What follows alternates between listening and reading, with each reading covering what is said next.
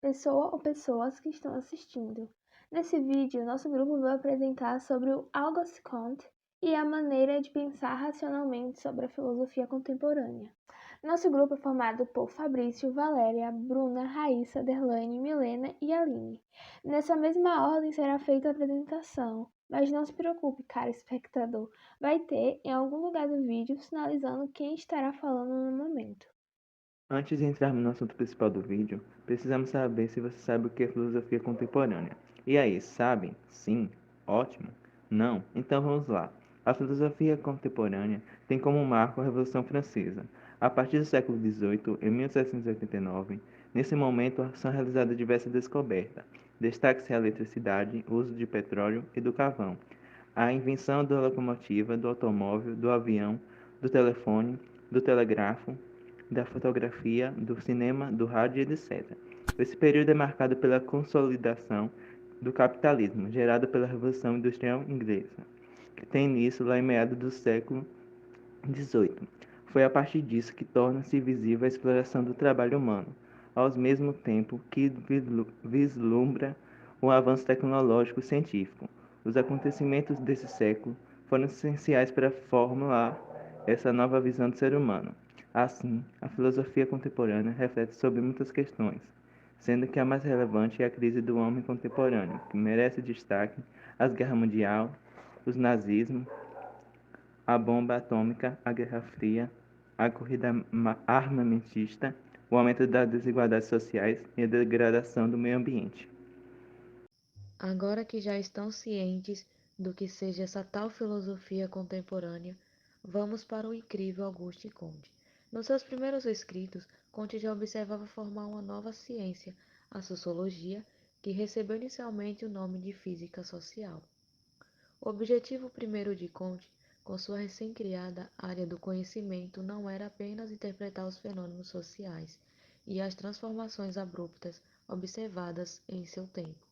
Ele pretendia criar uma ciência capaz de produzir soluções para os problemas sociais que causavam o mal-estar das revoluções.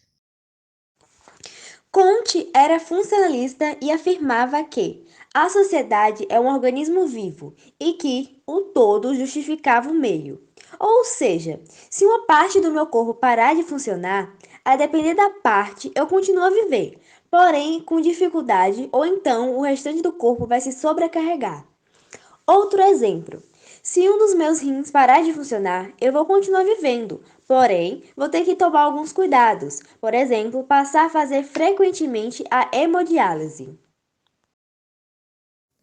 Comte observou o processo de formação dos grandes centros urbanos, que podem refletir sobre fenômenos sociais absolutamente novos que surgiram em razão das modificações ocorridas na sociedade europeia da época, principalmente a Revolução Industrial, que teve como consequência imediata a explosão demográfica, o desemprego, a miséria, a violência e o acirramento da desigualdade social, a partir de um método científico afinado com a prática nas ciências da natureza. Comte acreditava que seria possível encontrar as leis que regiam o funcionamento da sociedade e assim a ajustar. Essa visão da dinâmica social é fruto da visão de Comte sobre o que o homem havia criado de mais profundo e organizado, a observação e o trabalho científico. Essa corrente de pensamento recebe o nome de positivismo. De acordo com a sua teoria, o estudo da sociedade deve ser tão rigoroso quanto, por exemplo, o estudo empreendido pelas ciências naturais, como a física e química. Assim, a ciência da sociedade deve ser rigorosa, baseando-se sempre na experimentação a fim de explicar corretamente os fenômenos sociais. Enquanto doutrina filosófica, sociológica e política, o positivismo tem a matemática, a física, a astronomia, a química, a biologia e também a sociologia como modelos científicos. O positivismo foi uma doutrina filosófica inspirada na confiança do progresso científico e seu lema era ver para prever. A metodologia básica positivista é a observação dos fenômenos. Dela se privilegia a observação à imaginação dos fatos, desconsiderando completamente todo conhecimento que não possa ser comprovado cientificamente.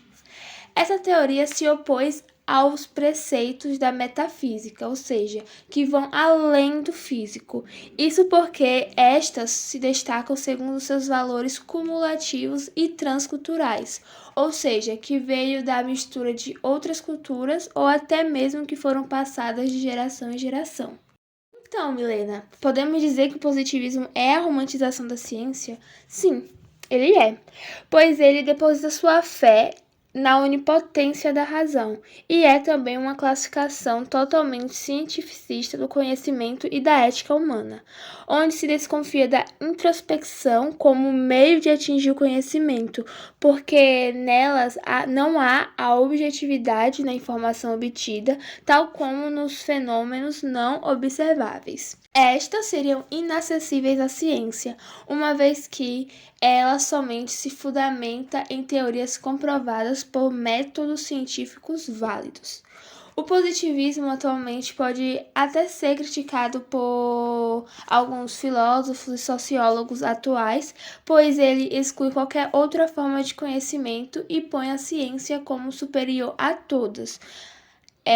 A exemplo, o conhecimento das tribos indígenas ou o senso comum.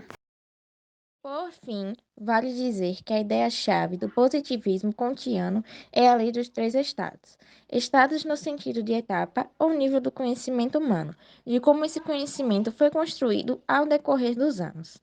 Ela está dividida em três etapas históricas diferentes: estado teológico e fictício, estado metafísico ou abstrato e estado científico ou positivo. O teológico, onde o ser humano busca explicação para a realidade por meio de entidades supranaturais. O metafísico, filosófico, do qual os deuses são substituídos por entidades abstratas como o éter para explicar a realidade. O positivo da humanidade, onde não se explica o porquê das coisas, mas sim o como a partir do domínio sobre as leis de causa e efeito, ciência. Os termos ordem e progresso na bandeira do Brasil são de inspiração positivista. Ordem significa a defesa e manutenção de tudo que funciona de maneira positiva. É a proteção do que é certo e bom em todos os aspectos da vida nacional. Progresso significa o avanço natural da sociedade e das instituições como consequência da defesa da ordem.